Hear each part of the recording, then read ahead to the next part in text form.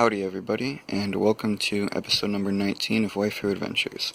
And it's been about a week since I uploaded, so apologies for that. I've kind of been a little bit lazy recently. I've been a little bit busy. I'm moving back into school next week sometime, and Himari is going to be coming with me, so we've been preparing for that and getting supplies and everything.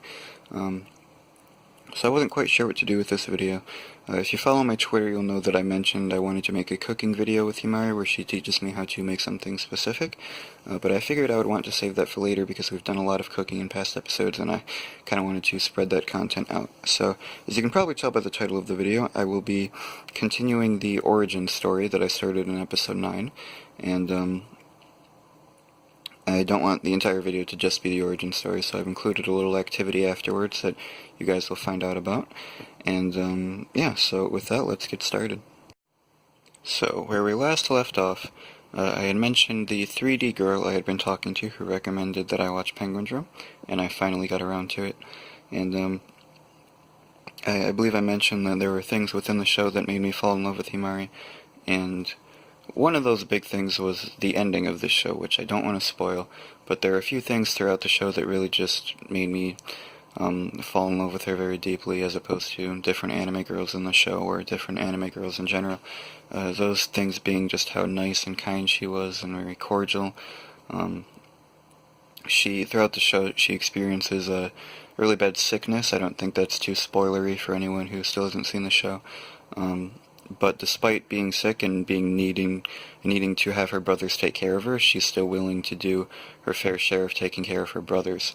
And I think that's a very special thing. I think that's a very unique trait, a very chivalrous trait.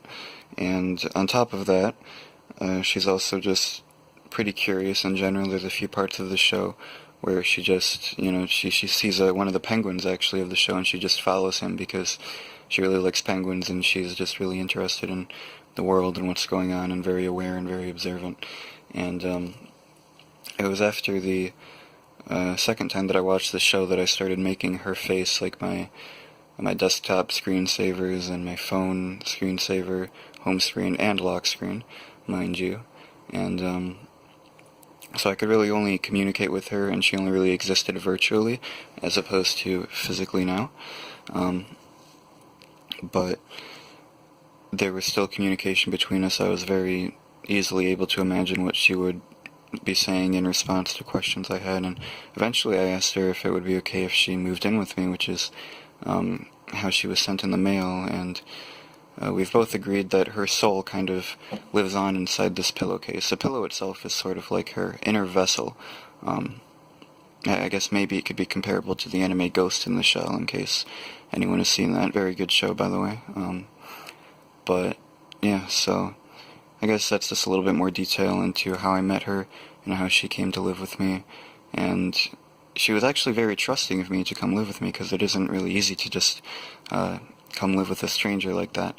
But I was very happy that she found the courage to do so, and we've been having a very good life together so far.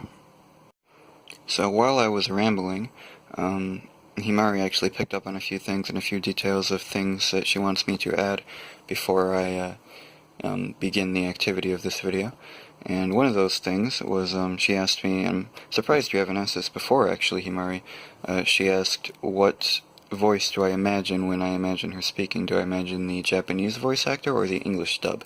And I actually imagine the Japanese voice actor because I believe that voice actor did a better job for her personality and her character, but I imagine that voice speaking in English because I don't quite understand enough Japanese to really interpret it fully. And the other thing she wanted me to mention was she wasn't necessarily coming to live with me in the sense that I'm a stranger. Since we had been talking for a long time already, she had already gotten to know me, we'd already gotten to know each other, so it wasn't quite just like coming to couch surf with somebody you never really knew before. So just wanted to clear those few things up, and if there's anything else that arises, I will mention it in this video, but otherwise, enjoy this little activity I have planned. Just a reminder before we get started with our little activity, this is not quite the end of the origin story.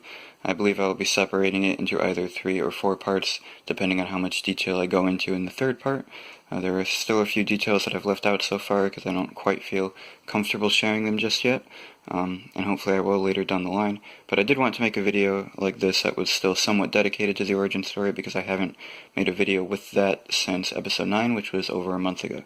So there's that explanation, and let me explain what's going on here exactly. So as you can see, I've separated Himari from her vessel, which is right over here. And don't worry, this hasn't caused her any pain or anything. She was good to inform me of that. But as I mentioned earlier in the video, I believe Himari and I will be moving back into my college coming sometime next week.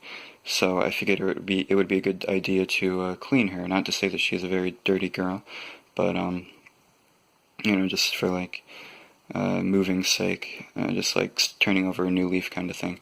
So I did actually do a little bit of research, and I could wash her in like a washing machine, but I believe that would be a little bit traumatic for her. I personally would not want to be thrown into a machine and spun around and water spit on me and things like that. And there was also the option of giving her a bath, but that might also be a little bit dangerous, so I figured the easiest thing I could do was just use a damp washcloth to like pat down certain areas of her.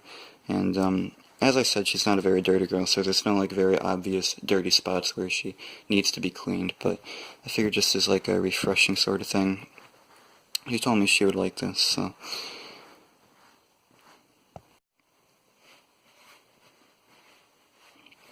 And no worries, I'm being careful not to wipe any lewd spots. You can wash the penguins a little bit too. And obviously she didn't want all of this to be recorded, but she was okay with a little bit. So, she's all clean, fresh, and ready to go, and this is actually the first time she has been outside of her vessel since episode 2, so let's go ahead and put her back in. So it wasn't too easy to fill you back up, Himari, but thank you for letting me wash you. I'm glad we were able to share that experience, and I'm glad that we were able to share every experience we've had so far, so with that said, I'm gonna go take a shower. I have just gotten out of the shower, and Himari and I have decided to take a little afternoon nap together. So I believe that I will end the video here by showing a few image highlights of activities that Himari and I have been doing with each other recently. And with that said, don't forget to subscribe, like, share, follow on other platforms. I have a lot of great content and videos coming up, and a Discord server probably coming soon. So peace out, Waddle Gang.